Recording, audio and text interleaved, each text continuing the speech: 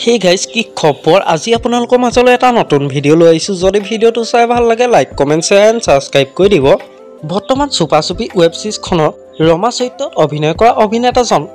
আসলতে হয় কোন ঘৰ ক'ত কাৰ লগত বিবাহপাশত আবদ্ধ হৈছে সকলোবোৰ জানিব পাৰিব আজি এই ভিডিওটোৰ জৰিয়তে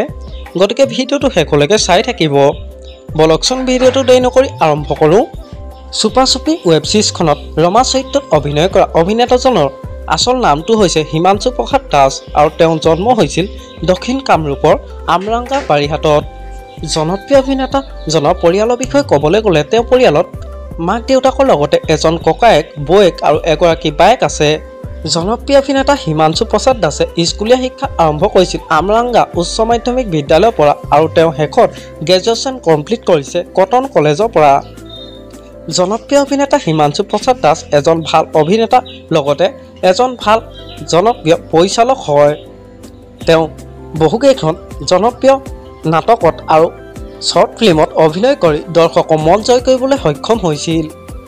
হিমাংশু দাসৰ পত্নীৰ নাম হৈছে প্ৰণামী বৰা আপোনালোকে বাৰু সুপাছুপি ওয়েব সিৰিজখনত ৰমাৰ অভিনয় চাই কেনেকুৱা পাইছে মোক এটা কমেন্ট কৰি জনাবচোন আমাৰ আজি ভিডিওটো আছিল ইমানেই যদি ভিডিওটো চাই ভাল লাগিলে যিমান পাৰে শ্বেয়াৰ কৰি দিব আৰু নতুনকৈ চেনেলটোত কোনোবা আহিছে যদি সাবস্ক্ৰাইব কৰি ল'ব আজিলৈ বাই বাই